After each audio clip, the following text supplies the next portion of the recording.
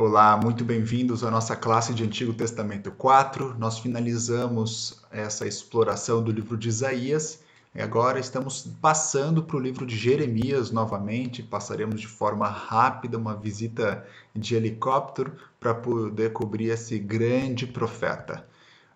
Talvez a primeira coisa importante para nós vermos é que nesta aula nós vamos abordar a estrutura literária, a redação do livro, o contexto histórico, o objetivo e mensagem, alguns desses temas principais. Bom, em relação à estrutura literária, é interessante nós notarmos que este livro, na verdade, é composto de seções, partes, onde muitos eruditos chamam de livros. Não significa que uma dupla autoria ou uma tripla autoria, como era em Isaías, né? O Deutero, o Trito Isaías, colocando um Isaías na época do 8º século e outro lá na época do exílio, 200 e poucos anos depois, não é isso que eu me refiro, mas literalmente livros, do próprio livro de Isaías é descrito assim, que aparece o Senhor para ele e fala, escreve num livro. E depois, de novo, aparece novamente o palavra do Senhor e fala, escreve num livro. Então, muito possivelmente, o livro de Jeremias que nós temos hoje são livros, rolos, que Deus aparece para ele e fala, escreve nesse rolo. E agora Jeremias escreve no rolo e apresenta a sua mensagem. Daqui a pouco a gente vai ver o exemplo clássico do que eu estou querendo dizer. E a redação do livro é interessante que Deus instruiu Jeremias a registrar suas profecias por escrito. E Jeremias agora emprega um escriba, Baruque, a quem ele dita a sua mensagem. Quando eu dou aula de revelação e inspiração, esse é um dos exemplos clássicos que a gente utiliza, porque aqui é interessante, Deus aparece para Jeremias e dá uma mensagem para Jeremias, certo? Agora, Jeremias recebe essa mensagem de Deus e dita essa mensagem para Baruque, que é um escriba, um escrivão. Ele anota essa mensagem, né? E agora, ao ele anotar essa mensagem que veio de Jeremias, agora Jeremias pede para que Baruque vá e leia essa mensagem para o rei ou para o povo e assim por diante. Então, existe uma cadeia da revelação e a gente vai ver que, inclusive, Baruque escreve algumas partes do livro também. A gente vai ver daqui a pouco esse detalhe. Olha só o exemplo clássico em Jeremias, capítulo 36, os versos 1 a 4. No 4º ano de Joaquim, filho de Josias, rei de Judá, veio esta palavra do Senhor a Jeremias, dizendo, toma um rolo, um livro, e escreve nele todas as palavras que te falei contra Israel, contra Judá e contra todas as nações, desde o dia em que te falei, desde os dias de Josias até hoje. Talvez ouçam os da casa de Judá todo o mal que eu intento fazer-lhes e venham a converter-se, cada um do seu mau caminho, e eu lhes perdoe a iniquidade e o pecado. Agora presta atenção. Então Jeremias chamou a Baruque, filho de Nerias, escreveu Baruque no rolo, segundo o que ditou Jeremias, todas as palavras a este o Senhor havia revelado. Então veja, não há problema nenhum na revelação e inspiração. Esse ditado não é o que a gente fala de teoria de ditado na revelação. O que eu quero dizer é o seguinte, que Deus revelou palavra por palavra, ditou para Jeremias. Não é isso. Quero dizer que quem está ditando aqui é Jeremias para Baruque e não Deus para Jeremias.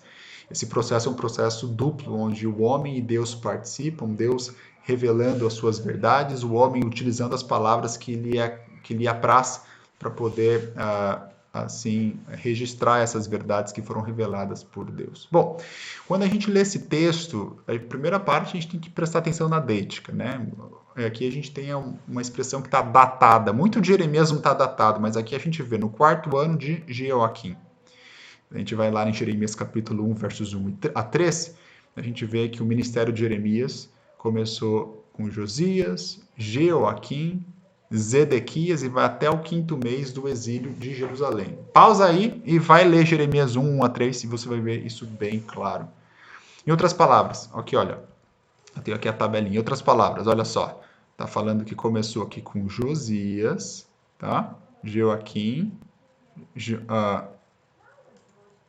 e aqui a gente vê que parou justamente Zedequias aqui embaixo, tá? E vai até o 5º mês do exílio de Jerusalém, tá? Isso é Jeremias capítulo 1, versos 1 a 3. Ou seja, quando Deus fala para Jeremias escrever este livro, ele já é profeta há mais de 20 anos, há 20 anos aproximadamente. Então a gente vê que ele pede para escrever este livro e agora Jeremias dita para o seu escrivão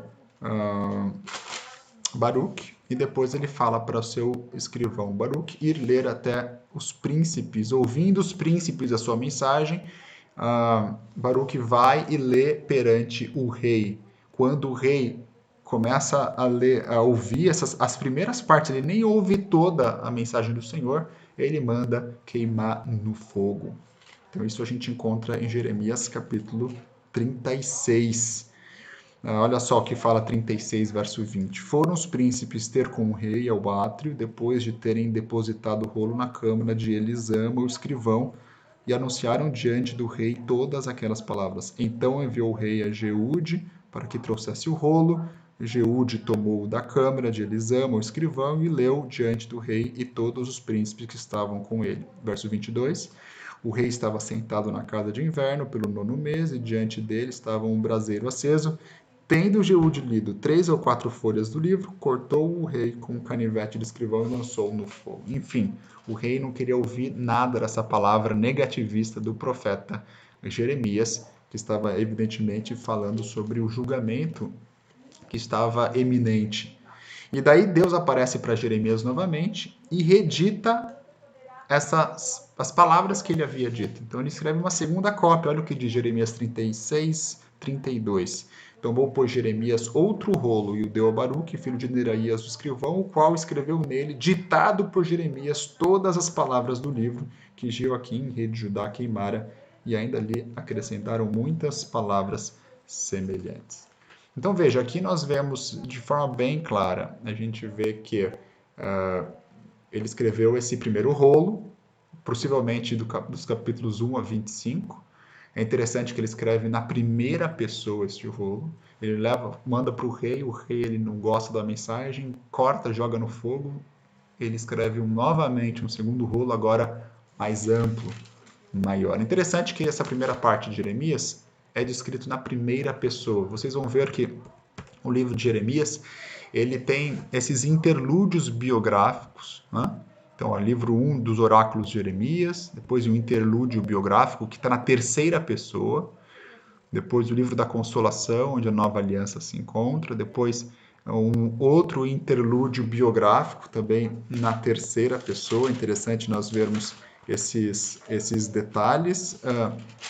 E depois um oráculo contra as nações, que nós vamos ver novamente, finalizando o livro, e daí nós temos um apêndice histórico. Vou botar um acento agudo aqui, olha. Então, quando a gente fala de livros, o que está falando, né? Poxa, são 3 livros que foram jogados todos juntos? Não, não é isso que a gente está falando. A gente está falando justamente o que a gente viu aqui em Jeremias 36. Veja, Jeremias escreve um livro e agora o rei corta, joga fora, e agora Jeremias, Deus fala, escreve novamente, reescreve esse livro, dita novamente, ele escreve novamente esse livro. Então, são sessões, são partes, onde Deus está falando para Jeremias fazê-lo. Olha só um exemplo aqui desse livro 2, tá? O livro da Consolação, Jeremias 30, 31. Olha o que diz a palavra de Deus. Palavra que do Senhor veio a Jeremias dizendo: assim fala o Senhor Deus de Israel, escreve num livro todas as palavras que eu disse. Em outras palavras, são livros, são rolos. Ele está pegando um rolo e escreve no rolo. Evidentemente, o livro que nós temos em nossas mãos são essas mensagens que foram compiladas, colocadas juntas, e muito possivelmente, nesses interlúdios biográficos, foi o próprio Baruque que escreveu, e não há problema nisso na nossa teoria de revelação e inspiração, a não ser que nós tenhamos uma noção de ditado verbal. Mas como a gente entende, o profeta, a pessoa que recebe a revelação, ela tem a liberdade para fazer pesquisa histórica, ela tem a liberdade para utilizar auxiliares. Então, olha um comentário que eu já falei, né, que essa parte biográfica é escrito na terceira pessoa, e óbvio, o apêndice histórico, ele não foi Jeremias que escreveu, porque o próprio livro de Jeremias, capítulo 51, verso 64, abre lá sua Bíblia que você vai gostar de ver isso. Diz que, e dirás assim, será afundada a Babilônia e não se levantará por causa do mal que hei de trazer sobre ela, e os seus moradores sucumbirão. E daí termina, olha só, até aqui as palavras de Jeremias. Então veja, até aqui as palavras de Jeremias, capítulo 52 de Jeremias, que é o último capítulo. Não foi Jeremias que escreveu, senão não teria sentido até aqui as palavras de Jeremias. Pessoas super conservadoras que têm uma noção de revelação e inspiração como ditado verbal, geralmente fala, Jeremias 52 é uma profecia que ele está falando do futuro, porque Jeremias 52 ele descreve aspectos muito para o futuro, até aqui o ano 37º do cativeiro de Joaquim, rei de Judá. Da mesma forma como o segundo Reis finaliza com Joaquim lá no cativeiro, daí o rei da Babilônia, ele tira ele da prisão e coloca ele sentado na mesa dos reis. A gente já viu que Jeremias capítulo 1, versos 1 a 3, fala que Jeremias ele ministrou até o 5º mês do cativeiro, né? E não até o ano 37, como está terminando. Enfim, então, olha só o que o comentário bíblico adventista fala sobre essa autoria de Jeremias. Jeremias foi o autor de pelo menos a maior parte do livro. Interessante. A escrita, em realidade, foi executada por Baruch, quem possivelmente tenha contribuído com as narrativas bibliográficas. Então, veja, aqui a gente vê a importância da observação. Primeira pessoa, terceira pessoa. Primeira pessoa, terceira pessoa. Nas partes bibliográficas, descrevem Jeremias na terceira pessoa, nos oráculos, na primeira pessoa. O capítulo final do livro, que é o capítulo 52, o apêndice histórico, consiste em um sumário histórico, não uma profecia provavelmente escrita por uma mão posterior.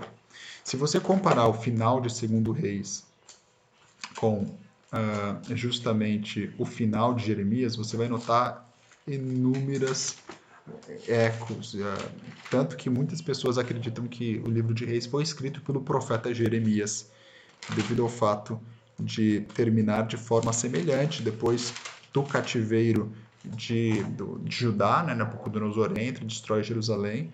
Tem dois aspectos importantes, que é justamente Nabucodonosor colocando Gedalias como governador da terra, ele é assassinado por Ismael, e depois fala sobre o rei Joaquim, que foi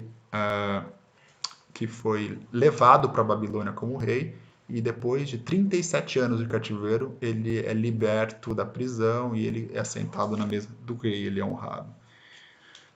Então veja, capítulo 52, uma mão posterior. Isso não tira de nenhuma forma justamente a questão de revelação e inspiração, a não ser que a gente tenha uma forma simplista de interpretar autoria, dupla autoria, mas a gente vê que a mão de Deus conduz a história e ela está levando a cabo seus planos salvíficos para a raça humana. Sobre o contexto histórico, amigos, 3 aspectos principais, e eu coloquei 3 vídeos que vocês já viram ou vão ver, 2 vídeos curtos e um pouco mais longo, justamente sobre essa questão histórica. Primeira parte, a queda da Síria e a ascensão da Babilônia. Segunda parte, a destruição de Jerusalém, a deportação de seu povo. Terceira parte, a profecia sobre a queda de Babilônia pela mão do persa, de Ciro. A gente vê isso em Daniel, a gente vê essa importância dos persas justamente para a continuidade, né, dessa história da salvação, período do exílio, retorno do exílio. E eu coloquei 3 vídeos que eu quero que vocês vejam, tá bom? A gente não vai ver agora aqui pelo vídeo, mas, olha aqui, abriu de qualquer maneira, né? Vou fechar aqui. Mas vocês vão ver esses vídeos à parte, coloquei ali certinho, tá? E os temas principais, Jeremias, justamente a política de Deus com as nações através dos julgamentos. Pulei uma parte aqui, poxa vida, 2 partes na verdade. Eu deixo falar sobre os temas principais. A nova aliança, Jeremias 31, famoso, que faz correlação com Hebreus 8 a 10, nova aliança, escrita não em tábuas de pedra, mas no coração. Jeremias vai falar sobre a circuncisão, que não é na carne, mas é do coração também. Enfim, quando você vai ver os oráculos de julgamento, você vai ver que muitos desses oráculos em relação a culto. Vocês estão fazendo, que nem Isaías, vocês estão fazendo injustiça e depois vão trazer sacrifícios. Está errado. Veja o sermão do templo ele atacando o templo, essa instituição tão forte, né? Na cabeça do povo de Judá, de Jerusalém, o fato deles terem o templo quer dizer que eles estariam seguros, mas Jeremias está desafiando, falou, o fato de vocês terem o templo não quer dizer que vocês podem fazer qualquer coisa, na verdade, vocês têm que seguir isso no coração e não apenas com ritos de forma protocolar, né? E Hebreus 8:10 vai falar que essa nova aliança ainda vai ser cortada com um novo intercessor, né? Com um novo sangue apontando Cristo sendo o mediador dessa nova aliança, né? E, obviamente, os temas principais dos falsos profetas. Excelente. Então, o objetivo e mensagem, eu vou dizer que é justamente o ponto é trazer as pessoas de volta para Deus. Toda vez que você tiver disciplina, que são maldições da aliança, exílio, o ponto não é, Deus não quer matar, não quer machucar, Deus quer resgatar. Chuva, voltem para Deus, voltem para Deus. E agora uma disciplina vai ser necessária, uma intervenção para as pessoas se arrependerem. Anúncio aqui, para aqueles que estão fazendo exegese em profetas com oráculos, eu quero que vocês depois, no gênero, que é o passo 5 da exegese, estudem esse gênero de oráculo e vejam os vários tipos de oráculos que existem. A gente vê que em Jeremias tem oráculos de acusação, julgamento, instrução, consequências do futuro. A maior parte são de acusação e julgamento, oráculos duros, mas essa parte de consequência do futuro também é a parte de esperança. Quando Deus traz um julgamento, ele nunca traz só o julgamento duro, mas ele sempre coloca uma semente de esperança. Vocês têm um futuro, vocês ainda vão voltar para mim. E o texto famoso de Jeremias 29:11, que é essa parte de consequências do futuro, é um texto que muitos de nós usamos nos nossos sermões, não é? A palavra de Deus diz: eu é que sei que pensamentos tenho a vosso respeito, diz o Senhor, pensamentos de paz e não de mal, para vos dar esperança e um futuro. E a estrutura e organização do livro é uma estrutura que ela joga com 3 tipos de gêneros literários. Oráculos proféticos, primeira pessoa, o profeta se levanta e fala algo contra o Judá ou contra as nações. Narrativa histórica, onde tem partes um pouco mais biográficas, descrevendo na terceira pessoa, um narrador ele entra, e discursos em prosa, ou seja, não é em poesia, simplesmente está descrevendo aspectos, não tem uma estrutura desses 3 tipos, A, B e C, oráculos, narrativas e prosa, por isso a estrutura e organização do livro é mais temática. E, evidentemente, nessa primeira parte do livro temática, a maior parte dos oráculos que são usados são oráculos de acusação e julgamento nessa introdução. E essa primeira parte do livro 1, ela ataca justamente a realeza e os falsos profetas. Nós já lemos aqui a interação de Jeremias com Ananias, né? Nós fizemos lá nas primeiras aulas, e também nós fizemos, eu acho que Jeremias 51 e 52, quando ele está descrevendo a queda da Babilônia. Amigos, essa é a nossa aula de hoje. Quero falar para vocês que Jeremias é o cara.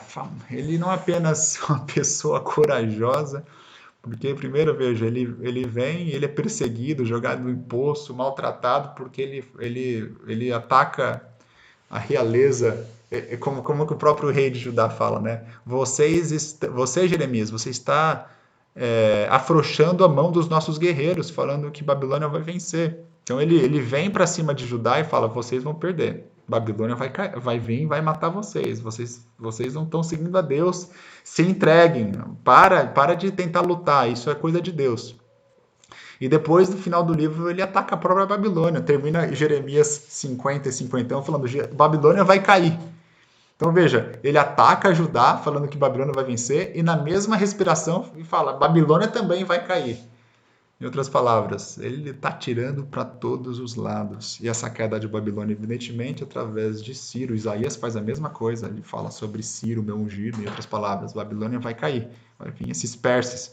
Por essa razão, vocês vão ter aí justamente essa descrição do Império Persa para entender essa transição de Babilônia para a conquista dos persas. E, evidentemente, o capítulo 52 de Jeremias termina com essa descrição da queda de Jerusalém e do cativeiro de Judá. Compare Jeremias 52 com o final de 2 Reis. 2 Reis, capítulo 25, e você vai ver que é super parecido, super igual essa finalização, terminando essa descrição do profeta Jeremias com exílio, com um rei davídico que era para estar sentado no trono, agora é um rei cativo no 37º ano de cativeiro.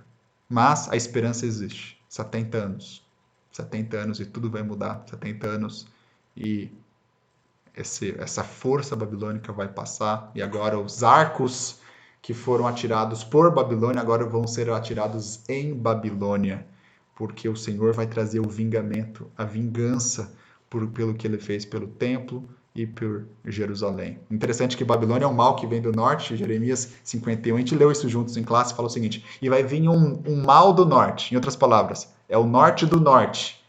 Então, a Babilônia vem do norte, agora o norte do norte é justamente a Pérsia, que vai descer e vai trazer juízo sobre o Império Babilônico. Obrigado pela atenção, um grande abraço a todos e um abraço.